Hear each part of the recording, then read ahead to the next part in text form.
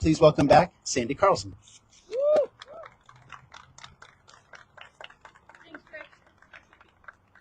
I'm a little bit shorter. We need to do this. All right. We need to do that. We need to get right into it. Right into it. All right. Yes, I am Woodbury's Poet Laureate Emerita. I passed the quill to Katie Baker, who was born and raised in Woodbury, graduated in Onawag, and works in the library. She is a bright and shining star in that wonderful space, and she's our new Poet Laureate. And she will be hosting 2 open mics, one in November, one in December, on the 3rd Wednesday of each month at 6 o'clock, and then next year, they will be on the 2nd Wednesday of every month at 6 o'clock. And it's a wonderful opportunity to be among other people who love the art of language and want to share it. And I think the power of those experiences is that you really got to be vulnerable to get up in front of people and share your poetry. And to receive the message, you've got to be equally vulnerable. And over my time as Poet Laureate, we had many wonderful experiences. There were teachers from southeastern Connecticut at a school for challenged children who brought their kids out there to have the experience of reading at an open mic. And the lovely and wonderful people of Woodbury who were there embraced those young people with open arms. Last time, September, we had a young woman come from 90 minutes away from the southeastern corner again to share a poem in which she talked about her identity and how an illness had shaped her identity and her experience of other people. And again, it was a big Woodbury hug for this woman who shared her work. And one of the questions that has come up for me recently is, who are all these Poet Laureates and why do towns have them?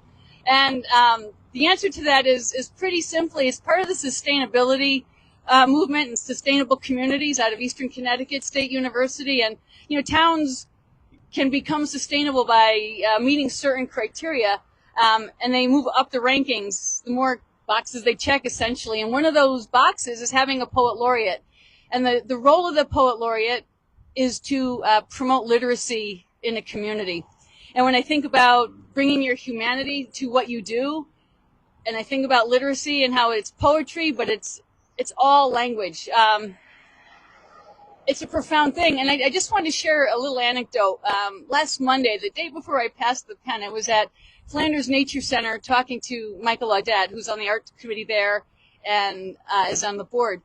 And we were working on another collection of poetry about the art that was on display during the art exhibit during the first week of October. And our poetry group worked with Flanders to invite people to come and write about the art. Last year we did this. We had 14 poems. This year, don't even know how many at this point, but we had 18 artists written about by 18 poets.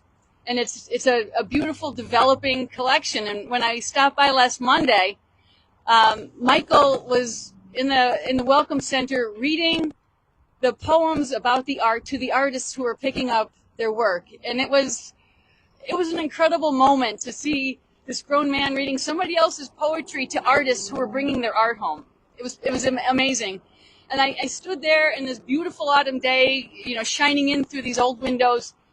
And I thought, my God, the world is on fire. Ukraine, the Middle East, our own political situation, wildfires. And what are we doing in the heart of Woodbury, Connecticut? We're reading poetry to artists written by our neighbors. It's really, I think there's a peace plan built into this somehow. And it was profoundly beautiful to me. And, later on in the week, I was at a friend's house, and she had organized a postcard writing campaign to get the vote out.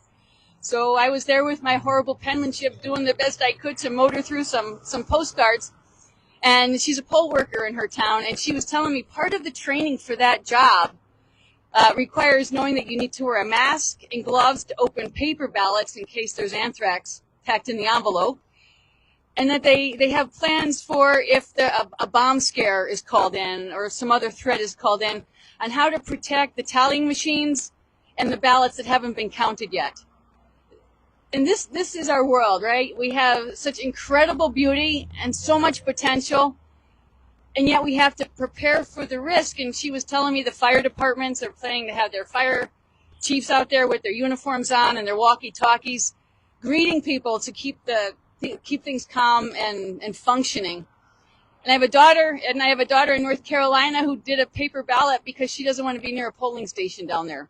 And again, this is what we deal with and what we're coping with. And I thought, what poetry speaks to our need now to embrace what is beautiful and live in the hope and live in the beauty.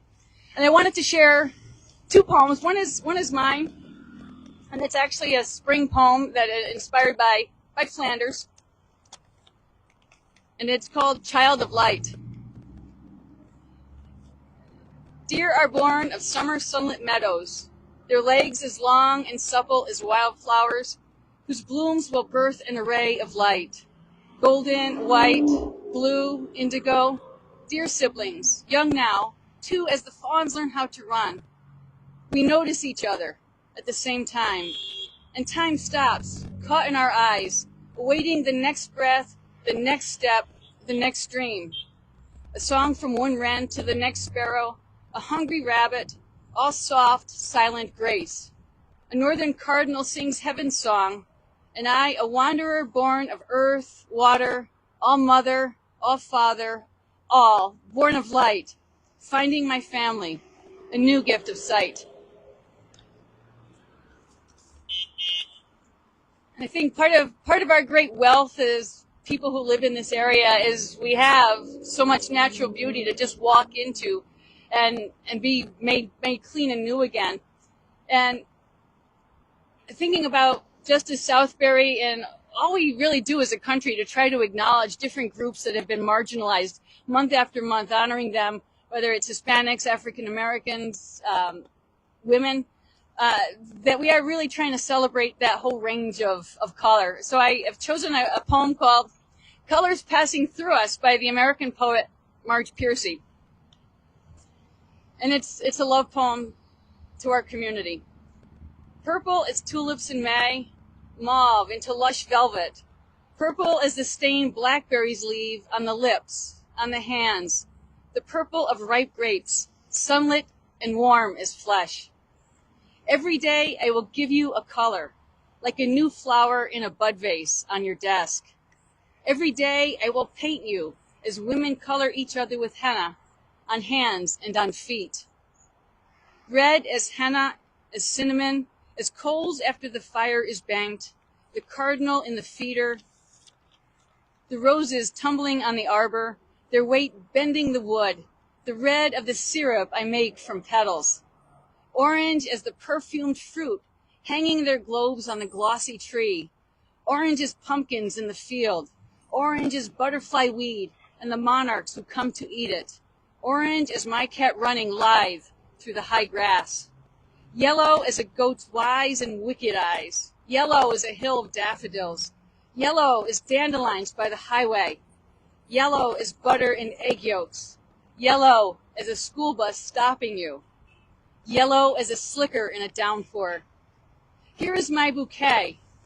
Here is a sing-song of all the things you make me think of. Here is oblique praise for the height and depth of you and the width too. Here is my box of crayons at your feet.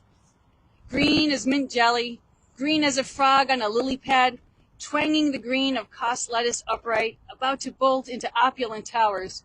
Green as grand chartreuse in a clear glass, green as wine bottles. Blue as cornflowers, delphiniums, bachelor's buttons. Blue as Roquefort, blue as Saga, blue as still water, blue as the eyes of the Siamese cat, blue as shadows on new snow, as a spring azure is sipping from a puddle on the blacktop. Cobalt is the midnight sky when day has gone without a trace, and we lie in each other's arms, eyes shut and fingers open, and all the colors of the world pass through our bodies like strings of fire. Thank you.